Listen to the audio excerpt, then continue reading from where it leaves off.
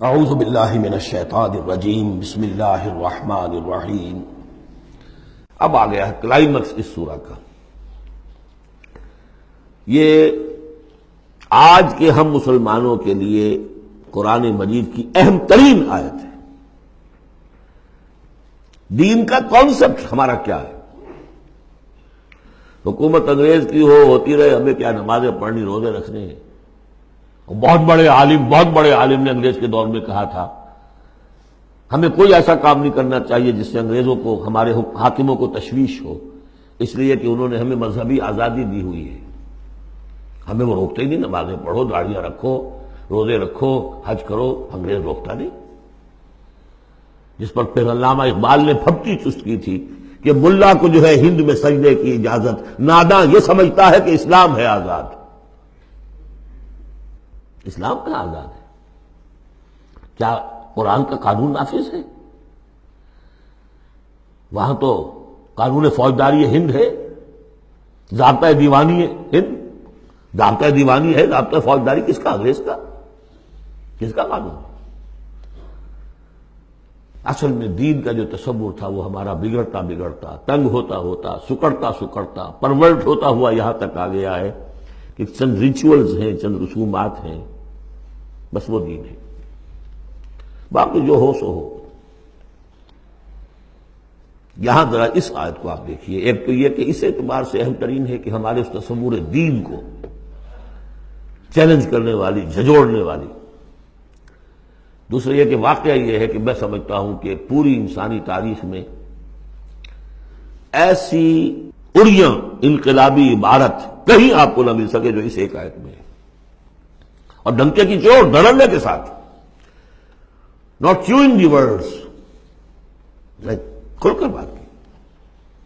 غور کیجئے کہ گھر سمجھیے، لقد ارسلنا رسلنا بالبینات، ہم نے بھیجا اپنے رسولوں کو واضح نشانیوں کے ساتھ۔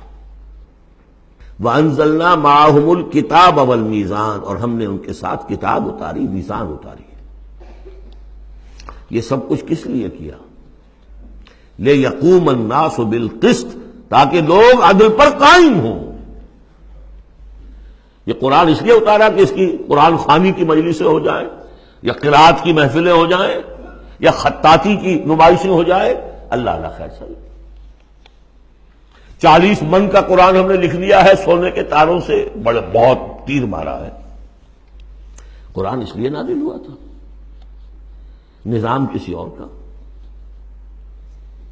قانون پہ راضی اوروں کے۔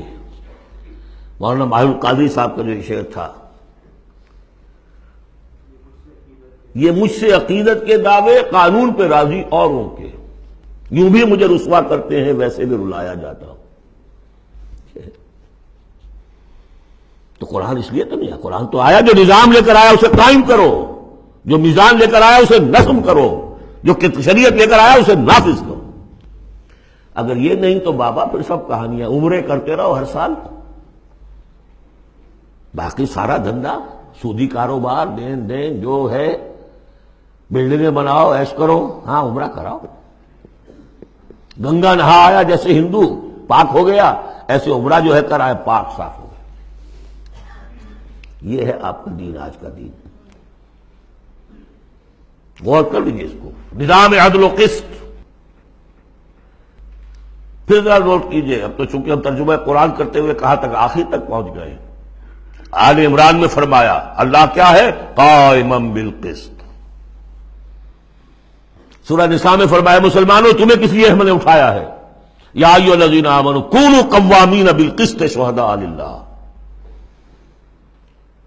عدل و انصاف کو قائم کرنے والے بن کر کھڑے ہو۔ سورہ مائدہ میں فرمایا یا ایھا الذین آمنوا کونوا قوامین للہ شہداء بالقسط۔ پھر سورہ شورى تو ابھی پڑھی ہم نے، زیادہ دور نہیں ہوئی، حضور سے کہا گیا کہ کہہ دو وَأُمِرْتُ لِأَعْدِلَ بَيْنَكُمْ، مجھے حکم ہوا ہے تمہارے مابین عدل قائم کروں، میں صرف واعظ کہنے نہیں آیا۔ اللہ الذی انزل الکتاب بالحق والمیزان، یہ بھی آیت سورہ شورى میں ہم پڑھ چکے ہیں، وہی کتاب اور میزان کا لفظ یہاں بھی آ گیا ہے۔ لقد ارسلنا رسلنا بالبینات، وَأَنزَلْنَا مَعَهُمُ الْكِتَابَ وَالْمِيزَانَ لِيَقُومَ النَّاسُ بِالْقِسْطِ، یہ عدل جو قرآن لے کر آیا یہ نظام عدل ہے، عدل و قسط ہے، اسے نافذ کرو۔ پھر وہ ہم پڑھ چکے سورہ مائدہ میں، قُلْ يَا أَهْلَ الْكِتَابِ لَسْتُمْ عَلَىٰ شَيْءٍ حَتَّىٰ تُقِیمُوا التَّوْرَاةَ وَالْإِنجِیلَ وَمَا أُنزِلَ إِلَیْکُم مِّن رَّبِّکُم، کہہ دیجئے نبی ان سے، اے کتاب والو تمہاری کوئی حیثیت نہیں ہے جب تک کہ تم قائم نہیں کرتے تورات کو اور انجیل کو اور جو کچھ تمہارے اوپر نازل کیا گیا تمہارے رب کی طرف سے۔ یاد ہوگا کہ میں نے کہا تھا یہاں لفظ قرآن رکھ کر دیکھیے، قُلْ يَا أَهْلَ الْقُرْآنِ لَسْتُمْ عَلَىٰ شَيْءٍ حَتَّىٰ تُقِیمُوا الْقُرْآنَ وَمَا أُنزِلَ إِلَیْکُم مِّن رَّبِّکُم، اے قرآن والو تمہاری کوئی حیثیت نہیں ہے، You have no face to talk to us، ہم سے دعائیں مانگ رہے ہو، ہم تمہاری دعائیں تمہارے منہ پر دے کر مانگتے ہیں۔ تم نے وہ قرآن نافذ کیا یا اس کی تلاوت کی؟ تراویح میں سن لیا پورے رمضان میں ایک قرآن تو بڑا تیر مار دیا، کیا اس کا ایک حرف نہ سمجھاؤ؟ لقد ارسلنا رسلنا بالبینات وانزلنا معهم الکتاب والمیزان لیقوم الناس بالقسط، اور عدل کے راستے میں تو رکاوٹ ڈالیں گے وہ لوگ کہ جو ایکسپلائٹ کر رہے ہیں۔ جاگیردار کبھی چاہے گا کہ جاگیریں ختم ہو جائیں، وہ تو ٹیکس دینے کو تیار نہیں، آپ کہتے ہیں جاگیرداری ختم ہو جائے۔ ہاں کوئی ہو سکتا ہے ایسا بھی جاگیردار شریف النفس، کوئی سرمایہ دار ایسا ہو سکتا ہے شریف النفس، لیکن شاذ ہوگا وہ، کوئی ہوگا، اکثر و بیشتر تو نہیں ہوگا۔ ابو بکر بھی ایمان لے آئے تھے، اونچے طبقے سے تھے، عثمان بھی ایمان لے آئے تھے، اونچے طبقے سے تھے، اکثر و بیشتر تو نہیں۔ اکثر و بیشتر تو ریزنٹ کریں گے، ریزسٹ کریں گے، اسٹیٹس کو چاہیں گے، وہ چاہیں گے نظام کے اندر کوئی تبدیلی نہ آئے۔ ہمارے اس کے ساتھ مفادات وابستہ ہیں، ہمارے انٹرسٹ ہیں، ویسٹڈ انٹرسٹ، ہمیں ان سے پریولیجز ملی ہوئی ہے اس نظام سے، نظام بدلے گا تو ہم گئے۔ ایسے لوگوں کی سرکوبی کے لیے ہم نے لوہا بھی اتارا ہے۔ وَأَنزَلْنَا الْحَدِيدَ فِيهِ بَأْسٌ شَدِيدٌ، ہم نے لوہا بھی اتارا ہے۔ یہی ایک ہی آیت چل رہی ہے، دوسری آیت نہیں ہے یہ۔ اس لیے میں نے کہا تھا کہ اڑیاں ترین یہ عبارت ہے کہ انقلاب کے لیے کچھ سر کچلنے پڑتے ہیں، ورنہ نہیں انقلابات، اور اس میں کوئی ریگریٹس نہیں ہے، اس میں کوئی معذرت نہیں ہے۔ جب یہ لوگ کہتے ہیں کہ وار فار پیس، اگر یہ کہتے ہیں کہ دنیا میں ہیومن رائٹس کے لیے ہم حملہ کر رہے ہیں، کیا مطلب ہے؟ تمہارا اپنا ایک تصور ہے، عدل انسانی کا ایک تصور ہے، اس کے لیے تم طاقت بھی استعمال کر رہے ہو، لوگوں کا گھیراؤ کر رہے ہو، انہیں آئسولیٹ کر رہے ہو، سینکشنز لگا رہے ہو، کیوں؟ کہ تمہاری مرضی کے مطابق نظام انہوں نے کیوں نہیں بنایا؟ تو اہل ایمان کو اللہ نے ایک نظام دیا ہے، وہ اللہ کا دیا ہوا نظام ہے، وہ عدل و قسط پر مبنی ہے۔